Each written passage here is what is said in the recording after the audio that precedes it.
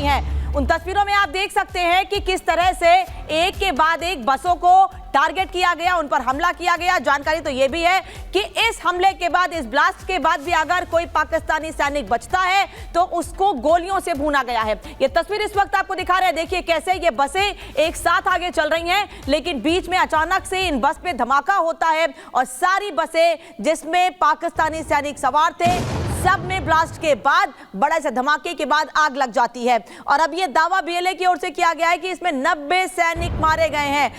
पाकिस्तानी सेना या पाकिस्तानी सरकार की ओर से अब तक इस पर कोई जवाब सामने नहीं आया है और बार बार यह कहा जा रहा है 12 मार्च को जो कुछ हुआ और आज जो तस्वीर सामने आई है उसको लेकर बार बार यह कहा जा रहा है कि जिस तरह से लगातार बलूचिस्तान में पाकिस्तान का दखल बढ़ रहा है, बलूचिस्तान में पाकिस्तानी सेना का कहर बढ़ता जा रहा है, चीन का असर बढ़ता जा रहा है। यही वजह है कि अब अपनी आजादी की लड़ाई वो जिस तरह से लड़ रहे हैं उसको ऐसे ही मजबूती से आगे लेकर जाएंगे।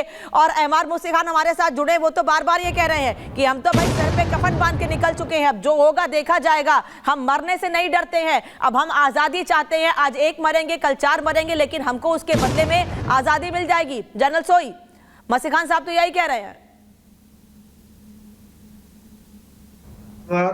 मस्ती खान साहब की फीलिंग्स को समझता हूँ। वाकई में मैं ये समझ सकता हूँ कि जिस प्रकार से जुल्म हुए हैं, आज उन्होंने जो बुद्धिस्ट धर्म को फॉलो करते थे, आज अपने लोगों के लिए, अपनी मोहब्बत के लिए, अपने वतन की मोहब्बत के लिए आज उन्होंने हथियार उठाए हुए हैं। ये दिखाता है कि जो उनकी आज दिल में जो कितनी आग लगी हुई है, कितनी फीलिंग है उनके अंदर। क्योंकि जब जुल्म होता है, एक आम आदमी को जुल्म किया जाता है, जब जिसकी कोई गलती नहीं, आप घर से उठा के ले जाए, उसके बाद उसका आता पता नहीं, आप सोचिए उसके माँ बाप पर, उसकी बीवी बच्चों पर क्या गुजरती है। ये बात क्या ये पुलिस पाकिस्तान की सेना समझ रही है या पाकिस्तान के नेता समझ रहे हैं? क्योंकि उन्होंने बलूचिस्तान को कभी एक बराबरी का दर्जा ही नहीं दिया, उनको हमेशा नीचे रखा है, चाहे वो सेना में भर्ती हो, चाहे वो उनके सरकारी नौकरी हो, पिछड़े रहे वो, ना कोई इकोनॉमिक डेवलपमेंट हो। और वहां पर जो मिनरल रिसोर्सेज हैं वो आज चाइना की, वहां पर माइनिंग, छगाई इलाके में माइनिंग राइट, गवादर पोर्ट में चाइना का कंट्रोल और सीपैक रूट को बनाना, वहां पर आम आदमी को क्या मिला? वहां पे कुछ नहीं, धेला नहीं मिला। किस लिए? मतलब किस लिए वो उस इलाके का आप पूरा फ्यूज निकालो और आम आदमी को कुछ नहीं मिल रहा? नहीं, लेकिन सोई सर, पाकिस्तान की ओर से तो ये बयान भी आया था, जैसा कि अभी मूसा खान साहब ने भी कहा कि पहले वो भारत को ब्लेम कर रहे थे। आप भी ये कह रहे हैं कि पहले वो भारत को ब्लेम कर रहे थे, फिर वो अफगानिस्तान को ब्लेम करते दिख रहे हैं। वो तो यहां तक कह रहे हैं कि अफगानिस्तान से इसका बदला लेंगे, क्योंकि भारत को लेकर बयान देना उनके लिए आसान है, भारत से बदला लेने की हिम्मत तो है नहीं पाकिस्तान में, तो अफगानिस्तान से बदले की बात कर रहे हैं। लेकिन जो तस्वीरें अभी सामने आ रही हैं, क्या ऐसे में लगता है कि पाकिस्तान ऐसी स्थिति में किसी से ही बदला ले सकेगा? बलूचों से तो निपट नहीं पा रहे हैं, क्या अफगानिस्तान से बदला लेंगे? वो ब्लेम तो डाल रहे हैं अफगानिस्तान पर। ये जो है, जैसे एमआर साहब कह रहे थे कि ब्लेम किसी के ऊपर डाल दो, अब गलती अपनी इल्जाम दूसरे के ऊपर कर दो, कभी भारत कभी अफगानिस्तान। तो अपने गिरेबान में तो झांक के देखिए कि क्यों हो रहा है ऐसा, क्यों उनको फेलियर हो रहे हैं, क्यों उनकी सेना फेल हो रही है, क्यों उनकी वहां इंटेलिजेंस फेल हो रहा है। पूरा करप्शन भरा हुआ है, अपनी जेबें भरते जा रहे हैं, विदेशों में बच्चे पढ़ रहे हैं, आम आदमी की, आवाम की कोई चिंता नहीं है। और अफगानिस्तान इनको नाको चने चपा देगा, ये सोच रहे हैं कि कमजोर है। लेकिन आज देख लिए किस प्रकार से आज जो टीटीपी को नहीं कंट्रोल कर पा रहे, कई इलाके ऐसे हैं जहां पर लोग घुसने में असमर्थ है। फजलुर रहमान साहब ने 2 हफ्ते पहले ये बयान दिया था कि कितने इलाके ऐसे जहां पाकिस्तान की सेना पुलिस का कोई कंट्रोल नहीं है, लोग डरते हैं वहां पर एडमिनिस्ट्रेशन जाने में कि क्या करें, क्योंकि लोगों को अंत हो गया, जिसको कहते हैं कि एक कहते हैं बहुत हो गया।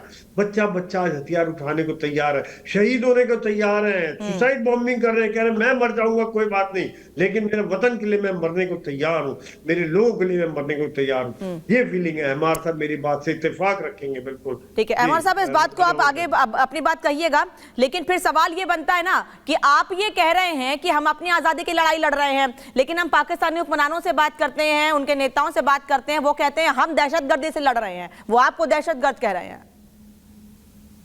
देखें जी, दहशतगर्द कौन है वो आपको भी पता है, समझ रहे हैं? आपके मुल्क में उन्होंने कितनी मर्तबा दहशतगर्दी की है हिंदुस्तान के खिलाफ, अफगानिस्तान में इन्होंने कितने साल तक दहशतगर्दी की है, सबको पता है। समझ रहे हैं? इनके जहन में ही दहशतगर्दी है, इनको सिर्फ दहशतगर्दी ही आता है। हमारे जमीन पे आके, यानी आप एक जरा सा तो सोचें भाई, थोड़ा सा तो इंसाफ का आपको आए कुछ। आप हमारे घर में घुस के हमारे ऊपर हथियार बंदूक डाल के, और आप जब हम आपसे लड़ते हैं तो आप हमें कहते हैं कि हम दहशतगर्द हैं। देखिए मैं आपसे सही सही कहूं, आज से कुछ साल पहले FBI वाले मेरे घर आए, समझ रहे, बहुत पहले, अभी कोई 2010 की बात है, और मुझे वो यही BLA के बारे में पूछ रहे थे कि भाई ये BLA का से आपका क्या रिश्ता है, कैसे है, क्या नहीं है। मैंने उनसे कहा कि भाई देखें, BLA जो है, आप मुझे बताइए, एक गोरा था एक काला था, FBI के थे। मैंने कहा भाई आप एक मुझे बात बताएं, अगर आपके घर के अंदर कोई गन के साथ घुस के आ जाए तो आप क्या करेंगे? आप क्या सारा कुछ सरेंडर करेंगे या आप रेजिस्ट करेंगे? आपके अपने घर पे हक है या नहीं है? तो दोनों मेरे तरफ ऐसे देख रहे थे और कहा है हक। फिर मुझे उन्होंने कहा कि दूसरे एक टीम आई, एक दूसरी टीम ने मुझे पूछा कि भाई आप कहीं उनके तरफ पैसे तो नहीं भेज रहे हैं?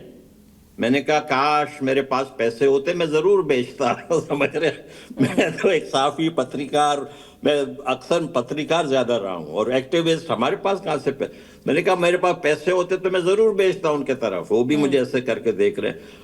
आज ये अमेरिकी सरकार अगर कह रही है कि BLA दहशतगर्द है, तो मैंने अमेरिकी सरकार से कहा तो आप सबसे बड़े दहशतगर्द तो आप खुद हैं। आप F-16 के तैयारे क्यों इन दहशतगर्दों को देते हैं? ये अमेरिका भी इस पूरे मामले में, पता, इनका रोल बहुत गंदा है। और मैंने इनसे कहा है कि आप ये जो इनको एंटरटेन करते हैं, इनके साथ आप जो है अपने बिजनेस एज यूजुअल रखते हैं, इसके वजह से आपको भी नुकसान हो रहा है, पूरे दुनिया को भी नुकसान हो रहा है। अब इनको भी समझ आए, ये अपने हथियार बंद करें, हम ये पाकिस्तान के फौज को 2 मिनट में सुधार देंगे।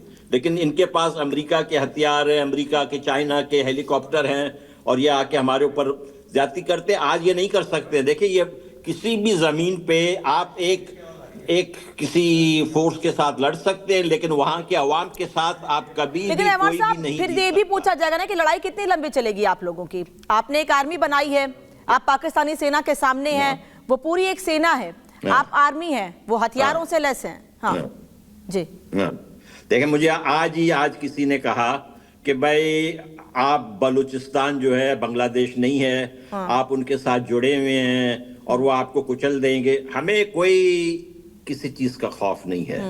मैं आपसे सही कह रहा हूं भाई, हमारी तालीम हमारी माएं करती हैं, हम ये बलोच ब्रेन वॉश होते हैं। मैं झूठ नहीं कह रहा हूं, हम ये जनरलों के तरह, पंजाबियों के तरह नहीं है कि हम झूठ बोले यहाँ